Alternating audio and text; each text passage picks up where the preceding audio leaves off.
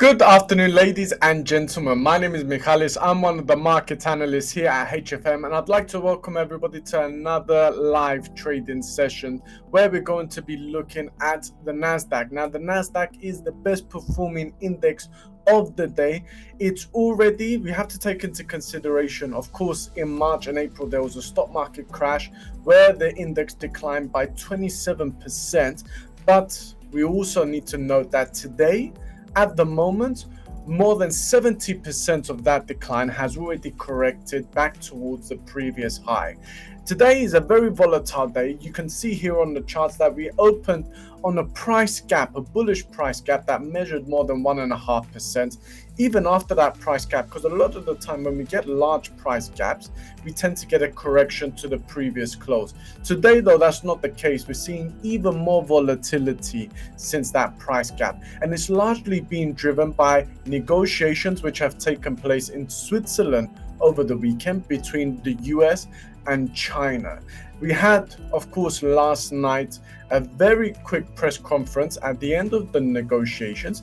Both parties advised that the negotiations were positive, and simply based on that alone, we of course saw that massive jump in the price. This morning, though, we actually got the details of what was the agreement made between the two largest economies in the world.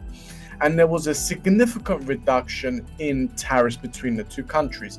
For example, China agreed to reduce taxes from 125% to only 10%, which is extremely low. And the US also agreed to reduce their tariffs from 145% to only 30%, ladies and gentlemen. Previously, economists and analysts believed that the US was going to reduce the tariffs to 50 to 60%, somewhere in that region. But they confirmed that actually they're going to reduce it to 30%. So it's something much better than previously expected. Now, if we're looking at the NASDAQ, ladies and gentlemen, we're of course going to look at technical analysis and the current indications. If we're looking at the NASDAQ, we can see we're trading above both trend lines. We're significantly higher than the previous high. So this morning we've had a bullish breakout. We're trading above the 75-bar exponential moving average, which tends to be used as a trend line.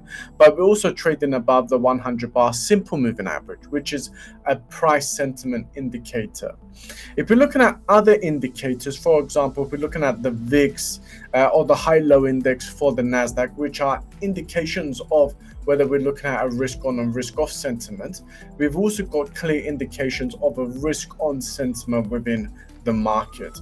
So all indications, ladies and gentlemen, are indicating upward price movement.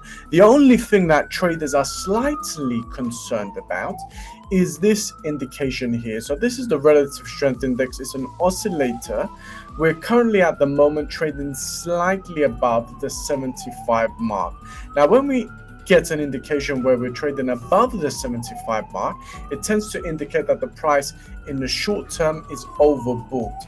Now, I can give you an example of this, ladies and gentlemen, where in the past we've got this type of indication. So here, for example, we had an indication the price was oversold, that the price was too low.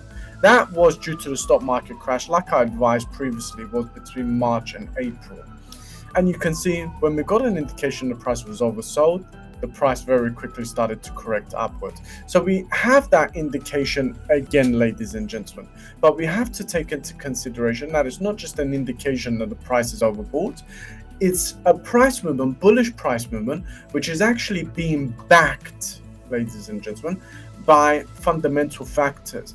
We've had positive employment data from the NFP data. Inflation, which is going to be released tomorrow, is expected to read the same as the previous month, which is very, very close to the Federal Reserve target. The main thing the Federal Reserve wanted to see was a trade agreement. Today, we have a trade agreement. Now, the possibilities of a recession has very significantly declined. So there's a lot of positive factors, ladies and gentlemen. Even if we're looking at other areas around the world and in the market, for example, such as geopolitics, we have a ceasefire between India and Pakistan, and we're likely to see for the first time in years not an agreement, but an actual discussion and negotiation between the Russian president and the Ukrainian president as well. So there's a lot of factors there which potentially, if they gain momentum, can also support the stock market. Like I said though, the only thing that we need to be cautious about is that the price is seen an indication of being overbought in the short term. Now, if we switch over to a 3-minute time frame, this is our 3-minute time frame here, ladies and gentlemen. Let's go to the US 100. We can see the US 100 is trading above the regression channel. Very clear upward momentum. We haven't yet got a bullish breakout, of course, so we of course need to take that into consideration. But at the same time though, we're crossed above the 65% momentum. Now, the theory, if we're looking at Elliott wave theory and also other theories such as, for example, Wolf wave theories, is that if the retracement loses momentum, 65% is regained, which we can see has happened here, then, ladies and gentlemen, there's more of a bullish bias. And we have that bullish bias at the moment because, like I said, we are still trading above that 65% momentum of that previous retracement.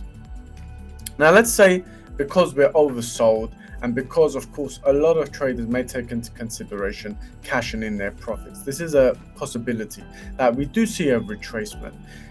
Here we've got our regression channel. Now, if we're going to retrace below the green line but remain above the orange line and then we regain momentum, then it's very clear that potentially buyers are still controlling the market.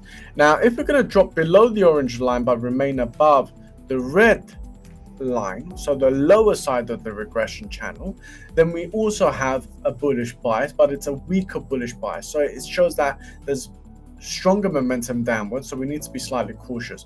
But if it drops below the red, ladies and gentlemen, then we need to take into consideration that actually maybe sellers are taking advantage of that overbought indication to speculate downward price movement. But in terms of fundamentals, ladies and gentlemen, we have clear indications that, of course, there's a lot of bullish sentiment within the market. We can see it's being backed by what we're seeing in terms of technical analysis as well.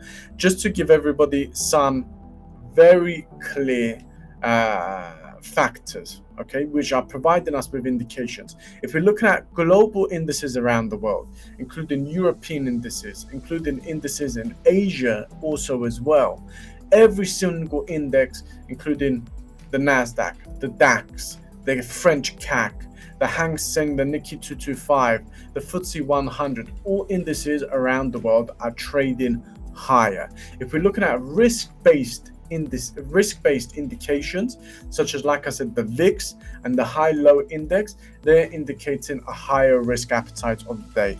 And if we look at also the components of the NASDAQ, this is the components of the NASDAQ. If we're looking at all components which have a 1% weight and above, so the top 23 most impactful stocks, from those top 23 stocks in the NASDAQ, only 2 stocks are declining, ladies and gentlemen. Only 2 stocks are declining. So we also have an indication here. So we've got a lot of indications here, ladies and gentlemen. We've confirmed those indications. We've also confirmed that we need to be cautious of that overbought indication as well, at least in the short term. But at the moment, there's a lot of bullish momentum. The market is trying to fully correct the stock market crash that we previously saw. The main importance is that we're going to also continue to see quarterly earnings reports continue to be positive, like mainly they have been positive at the moment. Inflation remains low tomorrow, and that we're also going to see indications from the Federal Reserve that they're going to start to lighten up to seeing actually the possibility of interest rate cuts. So that's the end of today's session. Hopefully you found it educational and informative. In the meantime though, enjoy the rest of your day and goodbye.